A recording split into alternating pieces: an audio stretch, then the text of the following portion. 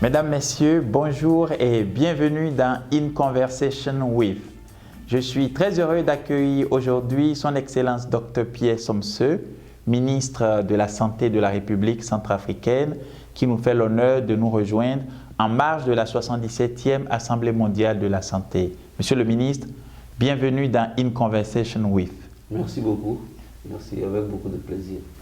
Merci de planter le décor, Monsieur le ministre.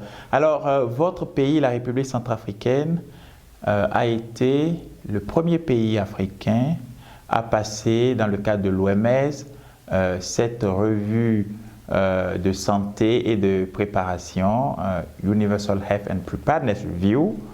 Je voudrais vous demander un peu, à partir des conclusions de cet exercice, quels sont désormais pour vous les chantiers prioritaires en matière de santé en République centrafricaine? Mon pays, la République centrafricaine, a eu l'honneur et le privilège d'être le premier pays à servir donc de pays pilote pour la réalisation de cet exercice, qui par la suite a été suivi par plusieurs autres pays. Et nous avons également eu le privilège et l'honneur d'être parmi les 3 premiers pays à organiser une dimension importante de l'UHPR, qui est la revue des pairs. Puisqu'une fois que les pays ont fait leur UHPR, leur revue, et défini justement les contraintes à résoudre au niveau national pour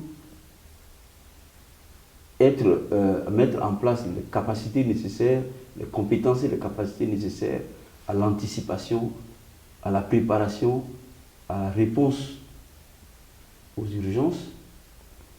Il est question qu'ils partagent justement leurs expériences, leur sagesse, leurs outils avec les autres pays. Et cela se fait dans le cadre d'une revue par les pairs, où les autres pays donc, examinent de façon critique leurs rapports, leurs solutions pour y contribuer. C'est déjà un premier niveau de solidarité. Tout à fait. Contribuer, mais en même temps, recueillent leurs meilleures pratiques, ce qui est positif chez eux, pour les incorporer dans leur propre, par leur propre arsenal de solutions. Et cette revue par les pairs s'est très bien déroulée. Aujourd'hui, donc cela sert d'exemple pour l'OMS qui est en train de le vulgariser à travers le monde. Dans ce domaine, nos chantiers prioritaires, c'est le renforcement des ressources humaines. L'un des problèmes prioritaires qui ont été identifiés au cours de cette revue en République centrafricaine, c'est la carence en ressources humaines. Et de ce fait-là, le président de la République a fait des ressources humaines, du développement des ressources humaines, de l'accélération de la mise à disposition des ressources humaines, la constitution d'une masse critique de ressources humaines afin de faire face aux épidémies, une priorité. Il y a donc plusieurs initiatives qui sont déjà en cours. On a, par exemple, mis en place une formation d'épidémiologistes de première ligne. Très bien. Avec l'appui du CDC d'Afrique, Africa CDC, le CDC d'Atlanta, de l'OMS et de plusieurs bailleurs. Aujourd'hui, on a une centaine d'épidémiologistes de terrain. Donc, tous nos médecins chefs de district et ont des notions, des capacités pour réagir rapidement, pour, disons, prendre des décisions devant une suspicion d'épidémie, etc. On a également, avec l'appui de l'OMS, mis en place l'initiative Surge, qui est une initiative continentale qui consiste à mettre en place une masse critique de ressources humaines, d'intervenants dans les pays. Je crois qu'il y a à peu près 300 agents comme ça qui, au total, forment un vivier de personnes ressources pour l'OMS, mobilisables à tout moment en cas d'épidémie pour donc assister, pour que les pays s'assistent dans la gestion des épidémies. Et la puissance africaine a pu, grâce à cet appui, mettre en place une équipe multisectorielle et multidisciplinaire de 70 personnes. Qui ont été formées, et donc qui viennent de tous les secteurs. Et nous avons engagé également un processus de développement d'un plan d'investissement dans les ressources humaines, avec l'appui du Fonds mondial et de l'OMS, qui a commencé par une étude du marché de l'emploi. Étude du marché de l'emploi qui donc, recouvre beaucoup de domaines liés aux ressources humaines. Il y a la formation, donc la production du personnel, il y a l'utilisation du personnel, il y a la motivation du personnel, etc. Et la gestion de ce personnel également. Cette étude est en train, donc, est arrivée au terme de sa première phase. Il est question pour nous maintenant d'évoluer vers l'organisation d'un grand dialogue national sur les ressources humaines. Et dialogue qui débouchera sur l'élaboration d'un plan d'investissement. Et donc, ce processus va désormais être guidé par la nouvelle charte d'investissement dans les ressources humaines en santé qui a été lancée récemment par l'OMS à Windhoek, lors d'un grand forum sous-régional sur les ressources humaines. Mais entre-temps, pour parler au plus pressé, sur l'appel du président de la République, donc les partenaires nous aident à recruter du personnel, de santé, bien que les conditions économiques, l'espace fiscal ne permettent pas d'intégrer le personnel tout de suite, mais dans le domaine de la santé, nous avons pu continuellement recruter ce personnel-là dans le cadre des différents projets et programmes avec l'appui du personnel. Et donc nous avons commencé à constituer cette masse critique. Voilà ce que je peux dire. Bon, il y a bien sûr d'autres chantiers, mais c'est le chantier aujourd'hui le plus dominant. Il y a le renforcement du système de laboratoire qui est en cours. Il y a donc une stratégie de lutte contre la résistance antimicrobienne, une stratégie qui a été développée. Pour ne citer que cela, il y a une longue liste, mais il y a ça à citer. Peut-être il convient de mentionner la question de l'efficacité de l'aide, qui est une question qui est peut-être un important indicateur de la solidarité internationale. La question de l'efficacité de l'aide fait partie des piliers de l'UHPR. Et bien sûr, on a montré que l'aide n'est pas très alignée aux résultats, à l'état de santé des populations, aux priorités en termes d'impact. Et là aussi, des recommandations ont été formulées. Et dans le cadre de la mise en œuvre de ces recommandations, et avec l'appui d'un mécanisme mis en place par les donateurs, notamment ce qu'on appelle le GFF, le mécanisme de financement, une seule mère, un seul enfant, appelé GFF, qui en fait se concentre sur justement cette efficacité de l'aide, qui se concentre sur un meilleur alignement de l'aide sur les priorités d'un pays. En termes de résultats, nous avons développé ce qu'on appelle un modèle de maturité, qui, selon les outils qui sont en place, afin de renforcer cette efficacité de l'aide chez nous. Voilà ce que je peux dire très rapidement en ce qui concerne les produits, les retombées de l'exercice de l'UHPR au niveau de la République centrafricaine. Merci beaucoup pour ces propos très importants et très prospectifs, parce qu'ils ne se limitent pas au champ spécifique de la santé. Vous avez mentionné à justice la question importante de l'efficacité de l'aide, qui est aujourd'hui un enjeu de premier plan, parce que précisément ça inclut la dimension de l'appropriation. Quand on met en place des politiques d'aide, il faut veiller à ce que les partenaires qui sont les récipiendaires s'approprient les initiatives et utiliser le cadre de la santé, utiliser l'examen périodique de l'OMS est une opportunité de premier plan. Et merci de partager avec nous les retours. Alors, Monsieur le ministre, vous savez qu'avec les négociations autour d'un traité sur les pandémies, on voit un peu une forme de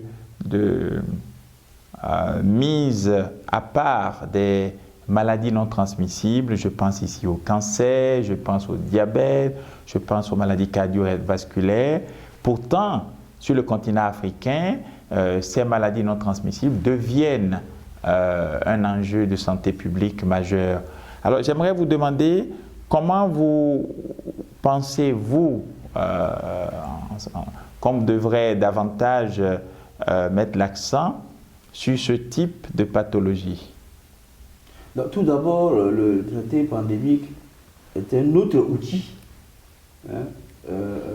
donc, qui rentre dans la même catégorie de solutions, une autre solution qui a été trouvée pour combler ce fossé entre le niveau de solidarité et l'état de santé des populations et la capacité de réagir aux pandémies, en tirant leçon de la pandémie en Covid-19. Nous avions déjà le règlement sanitaire international. Tout à fait. Mais qui a été complètement abandonné par les États. On se souvient des obstacles, des contraintes à la circulation des personnes et des biens à travers le monde. Absolument. Et donc, il fallait un instrument plus contraignant, mais qui intègre la solidarité. Puisque le règlement sanitaire international ne parle pas de la solidarité, ne parle pas des moyens qui permettent aux États ensemble de faire front de façon optimale et efficace à une épidémie, à une pandémie. Et donc, par exemple, en ce qui concerne la préparation, la recherche, le partage d'informations sur les agents pathogènes, les confiscations d'informations sur les agents pathogènes dans telle partie du monde. On a vu les suspicions qui ont plané sur la pandémie en Covid-19. On ne va pas dans les détails parce Bien sûr. Et suspicion qui a été au cœur d'une grande division qui a fragilisé le sursaut mondial contre la pandémie en Covid-19. Donc, ce traité prend en compte cette faiblesse et entend le résoudre pour qu'il y ait plus de partage d'informations et que les pays, par exemple en développement, puissent donc se voir reconnaître le droit et également se voir reconnaître le droit aux bénéfices au fait de fournir des informations donc, sur les pathogènes. Deuxièmement, il y a le transfert de technologies. Le transfert de technologies, hein, notamment en termes de production des médicaments et des vaccins. On a vu le retard Oui. que le monde a enregistré, notamment dans le transfert des vaccins, l'accès aux vaccins par les pays donc, qui n'ont pas de moyens de produire les vaccins. Et à cause de la confiscation de ces moyens-là par les pays occidentaux dans un premier temps, pour s'occuper de eux. Et il y a des questions de financement. Il y a la question donc d'équité en général qui se posait, la reconnaissance de l'équité, la reconnaissance de cet écart, Oui. et qui a été dénoncé par les faits, dénoncé par la crise de Covid, qui a mis à nu le manque de solidarité, la discrimination même parfois, donc qui régente le monde et dont les difficultés que nous avons eues dans un premier temps, le contrôle de la pandémie à Covid-19 en sont une manifestation. Donc ce traité est venu pour tenter de résoudre ces contraintes.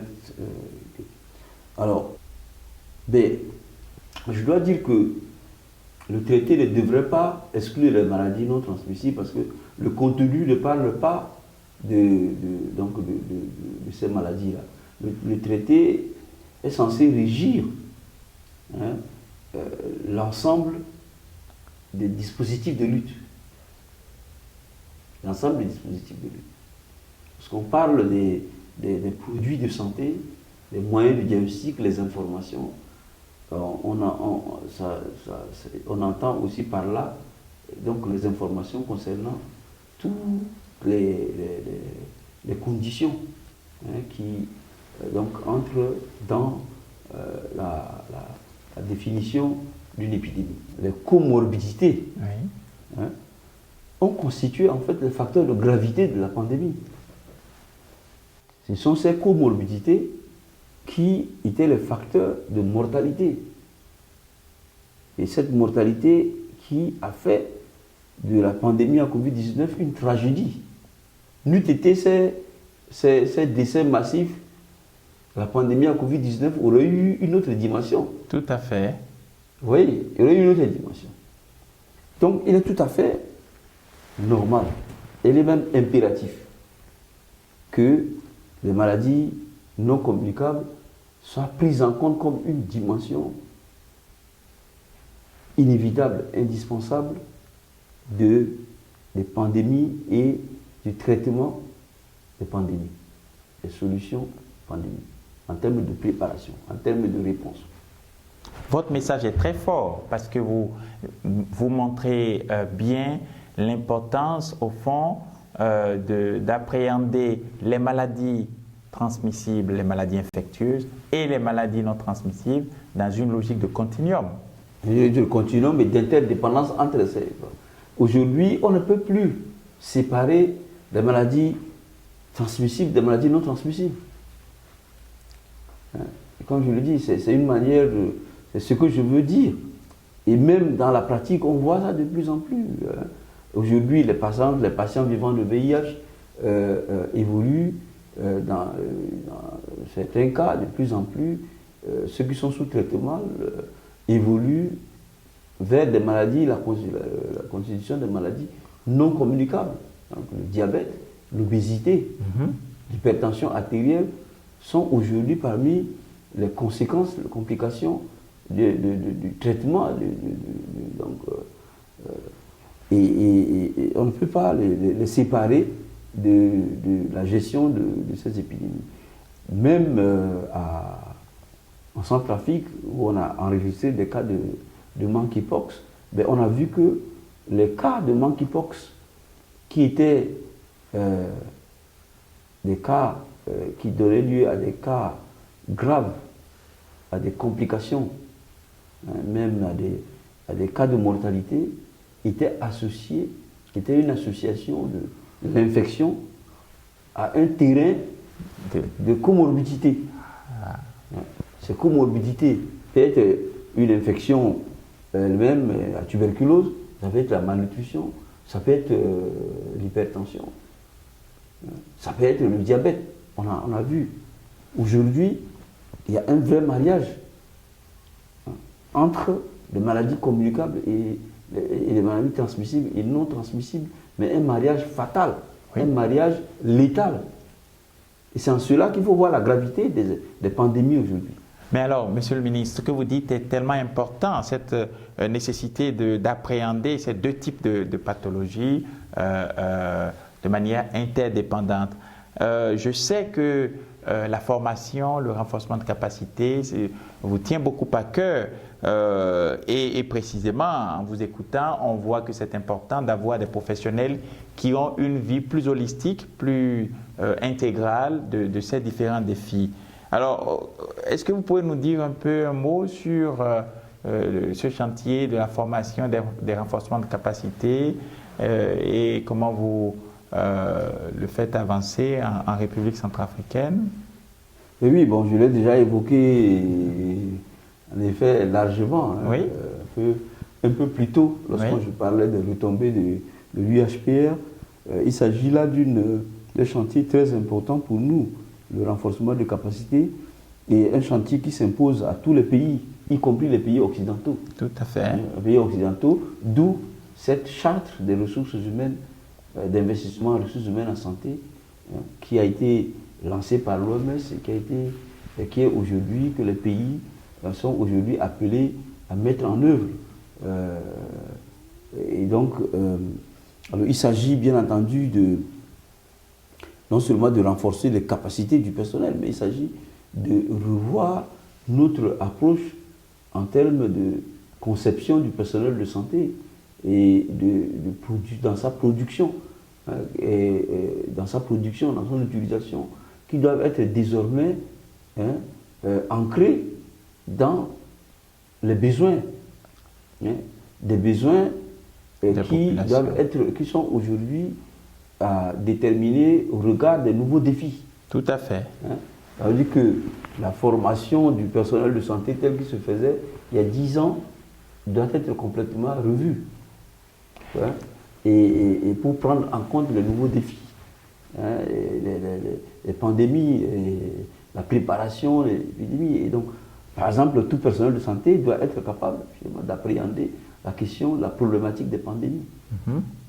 La préparation, l'anticipation, la préparation, la réponse aux urgences. Et il ne s'agit plus de personnel de santé médical. Le concept de personnel de santé est aujourd'hui transversal. Tout à fait. Comme je vous l'ai dit, on peut avoir des logisticiens. La crise de pandémie de Covid-19 nous a montré qu'il faut des gens, il faut des logisticiens, parce qu'il y a une dimension logistique dans la prise en charge de l'épidémie. Il y a une dimension psychosociale. Il faut des spécialistes de santé mentale. Et il y a une dimension, si vous voulez, aussi de données, d'évidence. Il faut des évidences, il faut des données. Et là, on n'a pas nécessairement besoin que du personnel de santé. On peut avoir des gens, des spécialistes qui savent travailler sur les données, des statisticiens. Et des chercheurs. Des chercheurs, universitaires aussi. Il faut des chercheurs qui collectent les données. Donc, ici, il s'agit là d'une nouvelle manière de concevoir les ressources humaines en santé, qui vont au-delà de notre définition traditionnelle, qui est biomédicale, centrée sur la médecine. Mais ce que vous dites est tellement intéressant, Monsieur le ministre, que j'aimerais vous demander votre avis sur l'importance de la communication, le partage de l'information. Et on sait que la bonne information permet d'instaurer le changement au niveau des populations. Alors, qu'est-ce que ça vous inspire d'avoir aujourd'hui dans le champ médiatique africain une télévision, SOS Docteur TV, qui est vraiment dédiée à la promotion de la santé? Pouvez-vous nous dire un mot à cette télévision? Oui, merci beaucoup. Je voudrais particulièrement reconnaître le leadership de SOS Dr TV et donc l'opportunité que cette organisation nous donne, justement de répondre à un défi important, crucial, que je viens de décrire, qui est celui de rendre nos communautés compétentes, de rendre les populations compétentes pour répondre aux défis de la maladie, aux défis de la lutte contre les pandémies, aux défis de la santé et du bien-être. Merci beaucoup d'être avec nous. C'est un plaisir pour moi. Merci d'être avec nous dans In Conversation with, et félicitations encore pour tout ce que vous faites avec le double leadership du président de la République et de votre leadership sectoriel. Et merci d'avoir été avec nous.